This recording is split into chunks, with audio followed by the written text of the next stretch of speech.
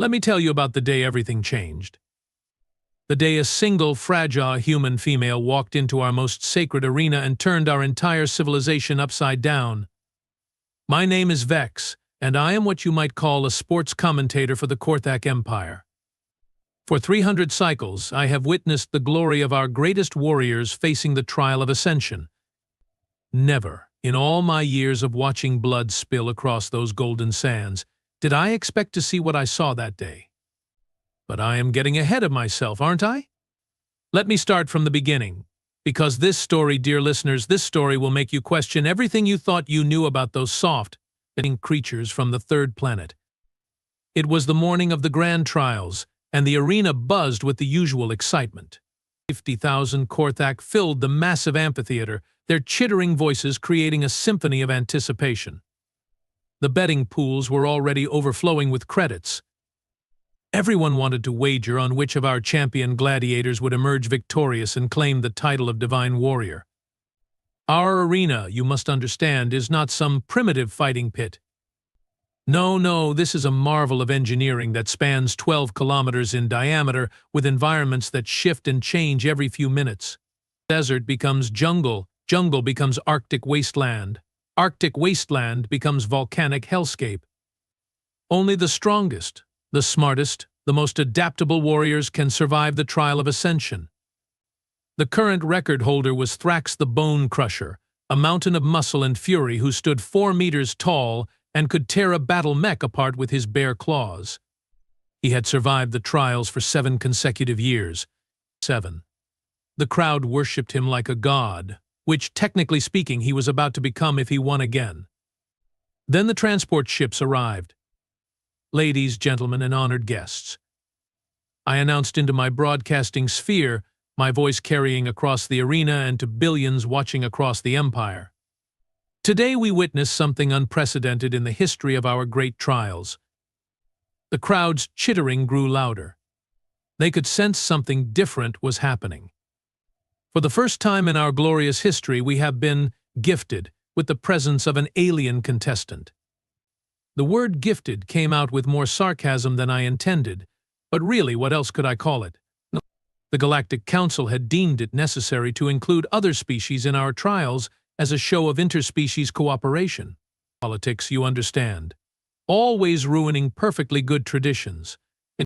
The transport door hissed open, and out stepped, well, I was expecting something impressive. Maybe one of those massive Urgak warriors, or perhaps a swift Zalani assassin. What we got instead was a human female who barely reached my shoulder height. The crowd fell silent. Not the good kind of silent. The confused, is this some kind of joke kind of silent. She was small, even by human standards. Her skin was a warm brown color, and her black hair was tied back in what humans call a ponytail. But she wore simple combat gear, nothing fancy or technologically advanced. No power armor, no energy shields, no neural enhancement implants. Just basic cloth and leather, as if she had wandered in from some primitive backwater planet. Which, to be fair, she had. Behold. I continued, trying to inject some enthusiasm into my voice. Maya Reeves of Earth. She has volunteered to face our trials. The crowd's reaction was immediate and predictable. Laughter. Not the good-natured kind, but the cruel, mocking laughter of predators who have spotted easy prey. I could hear the betting odds shifting in real time. Some clever gamblers were already placing bets on how quickly she would die. Maya, for her part, seemed completely unfazed by the reaction. She looked up at the crowd with what I can only describe as mild curiosity, as if she was studying us rather than preparing to fight for her life. Then she smiled. That smile should have been our first warning. The human contestant will be competing against our current champion, Thrax the Bone Crusher. I announced, and facing the full trial of ascension. May the gods have mercy on her soul. The arena floor began its transformation. The first environment was always the desert of scorching winds. The golden sand rose up from hidden chambers, the artificial suns blazed to life, and the temperature spiked to levels that would cook most species alive within minutes. Thrax materialized on his platform with his usual dramatic flair. 4 meters of pure, violent muscle, covered in natural armor plating that could deflect energy blasts. His roar shook the entire arena, and the crowd went wild. Maya appeared on her platform 60 meters away, looking like a child who had wandered into an adults-only gladiator match. The size difference was so ridiculous that several spectators started demanding their money back. Contestants, I boomed. You know the rules. Survive the environments. Defeat your opponents. Claim victory or die trying. The trial begins now. The starting horn echoed across the arena, and Thrax immediately charged forward, his massive legs carrying him across the sand with surprising speed. His battle cry could be heard even over the roaring wind and the crowd's excitement. Maya? Maya just stood there. I leaned forward in my commentator booth, certain I was about to witness the shortest trial in recorded history. Thrax was closing the distance fast, his claws extended, ready to end this farce in a single swipe. 30 meters. 20. 10. At the last possible second, Maya moved. But she did not run away as I expected. No, she ran toward Thrax.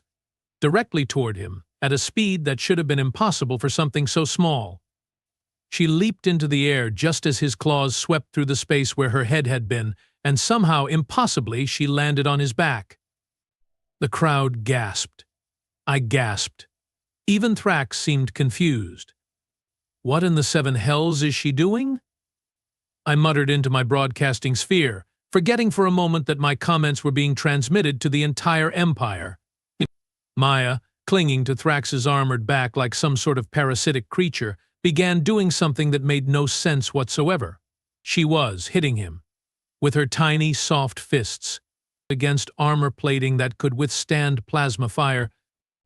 The crowd's laughter resumed, even louder than before. Poor little human, they thought. She does not even understand how outmatched she is. Thrax reached back, trying to grab her, but she was too quick. She scrambled around his massive frame like a spider, always staying just out of reach. Her movements were fluid, precise, almost calculated. Then the environment began to shift. The desert of scorching winds dissolved away, replaced by the jungle of venomous shadows. Massive trees erupted from the ground, their branches creating a canopy so thick that visibility dropped to mere meters. The temperature plummeted, and the air filled with the sounds of hunting creatures that existed only in our most terrifying nightmares. This was where strategy mattered more than brute strength. This was where the trial truly began. Thrax spun wildly, trying to dislodge his tiny passenger, but Maya had already disappeared into the canopy above. One moment she was there, the next she was gone, as if the jungle had swallowed her whole. Interesting, I commented, my professional curiosity finally overriding my skepticism. The human seems to understand stealth tactics. For several minutes, nothing happened. Thrax prowled through the undergrowth, his massive form making stealth impossible. He destroyed trees and bushes with casual swipes of his claws, trying to flush out his opponent. The crowd grew restless. Where was the action? Where was the blood? Then the attacks began. Small things at first. A branch falling on Thrax's head, a vine tangling around his ankle, a rock striking him in the back of the skull. Nothing dangerous, nothing that could actually harm him, but enough to be annoying. Thrax roared in frustration and began tearing apart the jungle with renewed fury. Trees crashed down, undergrowth burned away under his energy blasts, but still Maya remained hidden. She is making him angry, I observed, and for the first time since this farce began, I felt a small flicker of professional respect. Bold strategy for someone who weighs less than his left arm. The jungle environment lasted exactly 12 minutes before transitioning to the Arctic wasteland. As the trees dissolved and the temperature dropped to sub-zero levels, I expected to finally see both contestants clearly. I was wrong. The blinding snowstorm that came with the Arctic environment was so intense that even our enhanced cameras could barely penetrate it. Thrax's roars echoed across the frozen landscape, but I could see almost nothing. Almost nothing, except for brief glimpses of movement. A shadow darting between ice formations, a splash of disturbed snow, the unmistakable sound of someone moving with purpose while someone else flailed around blindly. "How is she doing this?" I whispered, forgetting again that my microphone was still active. The answer came during the transition to the fourth environment, the volcanic hellscape. As the snow melted away and the ground cracked open to reveal pools of molten rock, I finally got a clear view of both contestants. Thrax looked tired. His armor was scratched and dented in dozens of places. His breathing was labored. Most shocking of all, he was bleeding from small cuts all over his body. Maya, on the other hand, looked exactly the same as when she had started. Not a scratch on her, not even breathing heavily. Impossible, I breathed. Absolutely impossible. But there she was, standing calmly on a narrow ridge of rock above a lava pool, watching Thrax with those calculating eyes.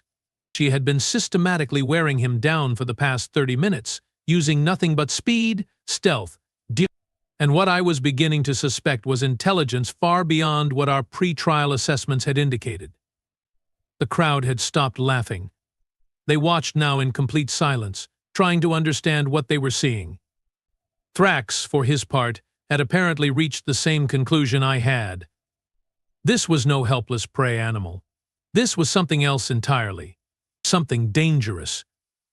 He opened his mouth and unleashed his most devastating attack, the sonic roar of death. The sound wave that erupted from his throat was powerful enough to liquefy internal organs and shatter stone. It had never failed to kill an opponent instantly. Maya was standing directly in its path when he fired. The roar struck her dead center, and she absorbed it. I do not mean she blocked it or deflected it. I mean she absorbed it, somehow channeling the sonic energy through her body and out through her feet into the volcanic rock beneath her. The rock exploded. When the smoke cleared, Maya was gone, and Thrax was staring at a crater where she had been standing. Did she just? I could not finish the sentence. What I thought I had seen was impossible according to every law of physics I knew. A new voice cut through the arena's stunned silence. Clear, calm, and speaking perfect Korthak. That was a good warm-up. Maya stepped out from behind a pillar of cooled lava, completely unharmed. But something had changed about her. Something in her posture, in the way she moved, in the way the very air around her seemed to shimmer with contained energy. "Now," she said, her voice carrying clearly across the arena despite speaking at normal volume, "shall we begin the real fight?" The volcanic environment began to shift again, but this time something was different. Instead of following the predetermined sequence, the arena seemed to be responding to Maya herself. The lava flows curved around her feet. The falling ash parted before her like a curtain. Thrax charged again, desperation overriding strategy, but Maya was no longer playing defensive games. She met his charge head-on. The impact should have reduced her to paste. Instead, Thrax stopped dead, his massive fist caught in her small hand. For a moment they stood frozen like that, the unstoppable force meeting the immovable object. Then Maya smiled again. And Thrax, 4 meters of pure muscle and natural armor, 7-time champion of the Trial of Ascension, went flying backwards through the air like he had been shot from a cannon. The crowd exploded into noise, cheering, screaming, chittering in languages I did not recognize. They were witnessing something that should not exist, and they knew it. I found my voice again, though it came out as barely a whisper. "Ladies and gentlemen," I said, "I believe we are watching the birth of a legend." The arena environment shifted one final time, revealing the final challenge, the gauntlet of infinite mirrors. A maze of reflective surfaces that showed not just your physical form, but your deepest fears, your greatest shames, your most hidden weaknesses. Most contestants spent hours in the maze, fighting not just the environment but their own psychological demons. Many never emerged at all. Maya walked straight through it in 30 seconds. Not around it. Through it. The mirrors shattered as she passed, as if reality itself was bending to accommodate her presence. When she emerged from the other side, she was no longer just Maya Reeves of Earth. She was something more. What emerged from the gauntlet of infinite mirrors was no longer just a human female. Maya Reeves stood in the center of the arena, and the very air around her pulsed with energy that made my scales tingle from 50 meters away. Her eyes, which had been simple brown before, now held depths that seemed to contain entire galaxies. The crowd had gone completely silent. 50,000 Korthak, the most bloodthirsty spectators in the galaxy, sat in stunned reverence. Even I, veteran commentator of 3 centuries, found myself at a loss for words. Thrax, our former champion, was slowly picking himself up from where he had landed against the arena wall. His armor was cracked, his pride was shattered, but he was alive. Maya had thrown him with enough force to crush a building, yet somehow she had calculated the exact amount of strength needed to defeat him without killing him. Fascinating, I whispered into my broadcasting sphere. She shows mercy to an opponent who intended to tear her apart. Maya turned her attention to the crowd, and I swear the temperature in the entire arena dropped by several degrees. When she spoke, her voice carried effortlessly to every corner of the massive structure without any amplification. "Hello there," she said, her tone casual, as if she was greeting neighbors over a garden fence rather than addressing the most powerful military empire in 3 sectors. I hope I did not disappoint anyone. Disappoint? Disappoint? This human had just rewritten every law of physics we thought we understood, and she was concerned about disappointing us? Emperor Korval himself rose from his royal box, his massive form draped in ceremonial robes that cost more than most planets' annual budgets.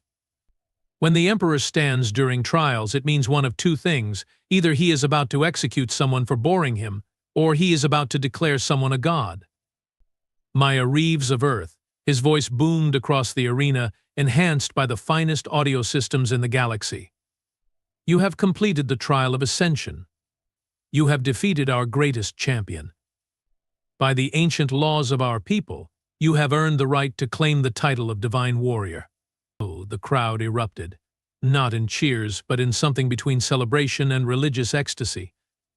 They had just witnessed the birth of a new deity, and they knew it. Maya looked up at the Emperor with that same mild curiosity she had shown since arriving. "That sounds nice," she said. "But I think there might be a misunderstanding."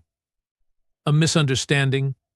What kind of misunderstanding could there possibly be?" "You see," Maya continued, and now her voice carried a hint of that terrifying power I had sensed earlier, "I did not come here to become your god. I came here to understand why you thought it was acceptable to raid human colonies for slaves." The arena fell silent again, but this time it was the silence of a tomb. The Emperor's expression shifted from ceremonial joy to something approaching panic.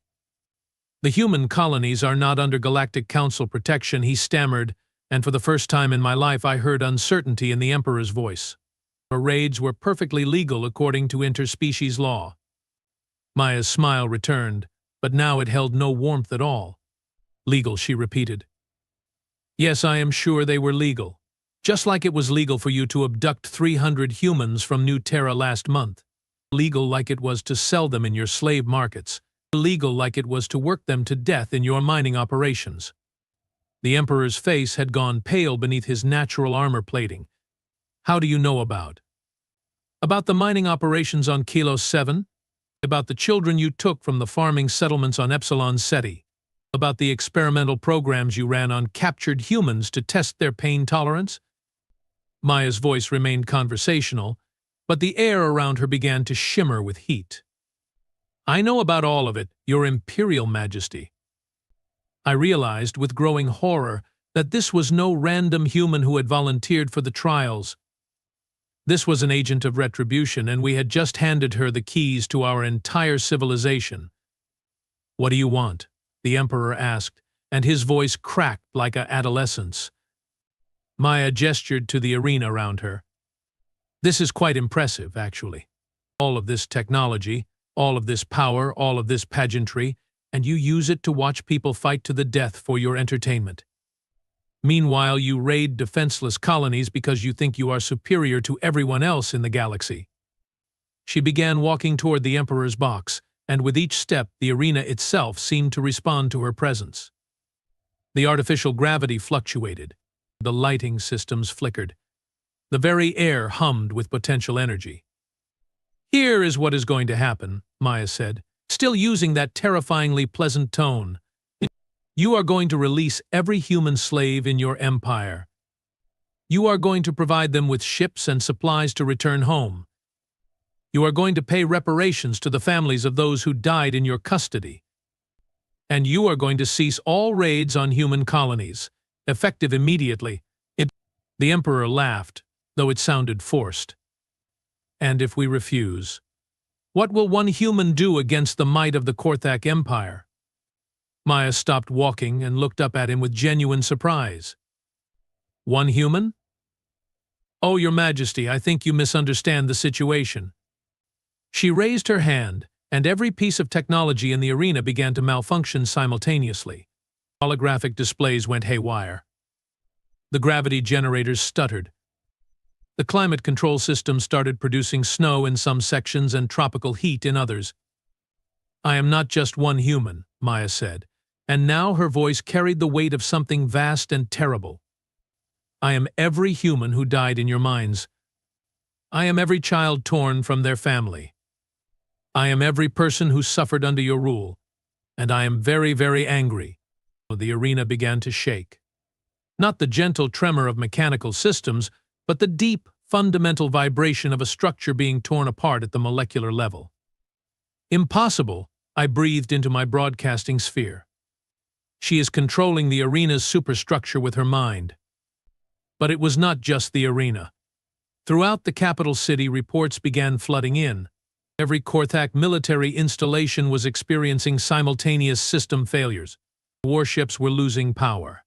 Communication networks were going down. Weapons systems were shutting off. One human female, standing in our most sacred arena, was single-handedly crippling the most powerful military force in 3 sectors. "How?"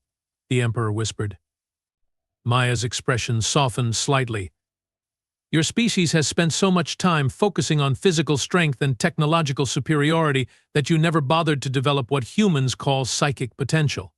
We, on the other hand, have been quietly evolving for the past several centuries. Most of us do not even realize we have these abilities." She gestured to the malfunctioning arena around her. "But when you start kidnapping our people and subjecting them to extreme stress and pain, well, that tends to trigger some interesting developments." The implications of what she was saying hit me like a plasma bolt to the chest. The humans the Korthak had captured had not just been victims. They had been inadvertently transformed into something far more dangerous than any weapon we had ever created. "Every human you tortured, every experiment you performed, every atrocity you committed," Maya continued, "you were teaching us how to use abilities we never knew we possessed. You were creating your own worst nightmare." The Emperor sank back into his throne, the weight of his species' mistake finally hitting him. "What do you want us to do?" "I already told you," Maya said patiently. "Release our people. Pay reparations. Stop the raids. It is really quite simple." "And if we comply?" the Emperor asked. "What happens then?" Maya's smile returned, and this time it held genuine warmth. "Then we can be friends. Earth has much to offer the galaxy, and we would prefer to trade rather than conquer. But make no mistake, Your Majesty. If you continue to treat humans as disposable resources, you will discover that we are far more dangerous than you ever imagined." The arena had stopped shaking, but the message was clear. Maya had demonstrated that she could cripple their entire civilization with a thought, and then she had chosen not to. "I accept your terms," the Emperor said, his voice barely above a whisper. "Excellent." Maya clapped her hands together like a pleased child. "I knew you were reasonable people. Now, shall we discuss the details?" What followed was the most surreal negotiation in galactic history. A human female, standing alone in an alien arena, dictating terms to an empire that controlled half the known galaxy. And they accepted every single demand. The slave releases began within hours. Reparation payments were authorized. Military commanders received orders to avoid all human-occupied systems. The Korthak Empire, which had terrorized countless species for millennia, effectively surrendered to a single human in the span of an afternoon. As I watched Maya coordinate the logistics of freeing thousands of slaves, I realized something that chilled me to my core. She had not used her full power during the trials. The display of strength, the energy manipulation, the technological control, all of it had been her holding back. If this was Maya Reeves being merciful, what would happen if humanity ever decided to stop being nice? 3 days later, as the last of the human slaves departed Korthak space aboard luxury transports provided by the Emperor, Maya prepared to leave as well. The arena had been repaired, though it would never function quite the same way again. Her presence had permanently altered its fundamental structure. So I asked her during our final interview, "What will you do now? You have technically won the trial of ascension. You could claim the title of Divine Warrior, rule over our empire, demand tribute from billions of subjects." Maya laughed, and the sound was like music after a storm. "Rule over your empire? No thank you. That sounds like far too much paperwork. Besides, I have a garden back on Earth that needs tending, and my cat gets anxious when I am away too long." A garden. A cat.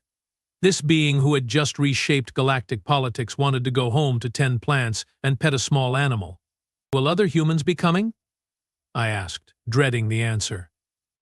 "Oh, probably," Maya said cheerfully. "We are a curious species. Now that we know there are other people out here, we will want to meet them all, trade with them, learn from them, maybe invite them over for dinner. We are quite social, actually." She paused, and her expression grew serious. "But remember what I showed you here. Humans prefer friendship to conquest, cooperation to domination. We want to be part of the galactic community, not its rulers.